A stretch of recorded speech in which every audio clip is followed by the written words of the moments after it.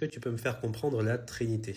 Alors oui, pas de souci, on va utiliser une analogie biblique qui est celle de la source, de la parole et du souffle. Et tout d'abord, un petit rappel, Trinité c'est quoi? C'est triunité, d'accord? Il y a un seul Dieu en trois personnes. Comment ça marche? Eh bien, il y a une nature, une essence divine, spirituelle, éternelle, pleinement partagée par trois personnes qui se définissent par leur relation. Le Père est la source qui engendre le Fils et qui fait procéder avec le Fils l'Esprit Saint. Maintenant, l'analogie en question. Imagine que je suis la source. Quand je parle, il y a une parole qui sort de ma bouche. Je ne suis pas cette parole. Il y a une distinction entre la source que je suis et la parole qui vient de sortir de ma bouche. Mais il y a un lien indissociable entre les deux. De la même manière, tu as Dieu le Père, Père dans le sens de source, pas dans le sens d'engendrer physiquement. Il est la source du Fils.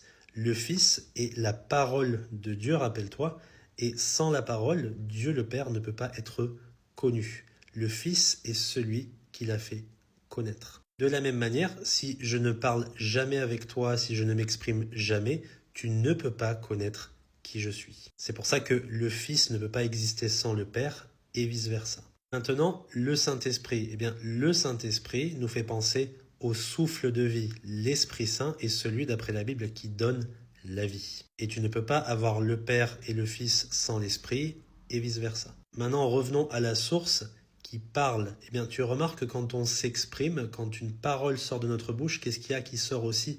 De l'air. Il y a un souffle. Et si j'avais pas de l'air dans mes poumons, si je ne respirais pas, je ne pourrais pas parler, je ne pourrais pas exprimer quoi que ce soit, et donc tu ne me connaîtrais pas non plus. C'est pour ça que la source, elle engendre une parole, et elle fait procéder avec cette parole un souffle de vie. Voilà pourquoi il y a un lien indissociable entre les trois, et tu ne peux pas avoir l'un sans l'autre. C'est absolument impossible. C'est une analogie, d'accord? Ce n'est pas parfait, mais ça permet de comprendre du mieux qu'on peut, nous, en tant qu'êtres humains limités, quelle est la nature de Dieu, d'être un en trois personnes.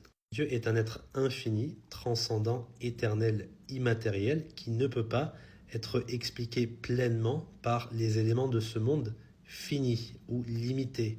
Mais on peut comprendre une certaine réalité le concernant par ces éléments eux-mêmes et surtout parce qu'il nous révèle de sa propre personne dans les Écritures. Et tout cela, on doit l'accepter par la foi. Si tu n'acceptes pas que Dieu est un en trois personnes, tu as un autre Dieu que le Dieu de la Bible, tu as un faux Dieu et tu n'iras pas au paradis. J'espère que c'est clair pour toi, que Dieu te bénisse.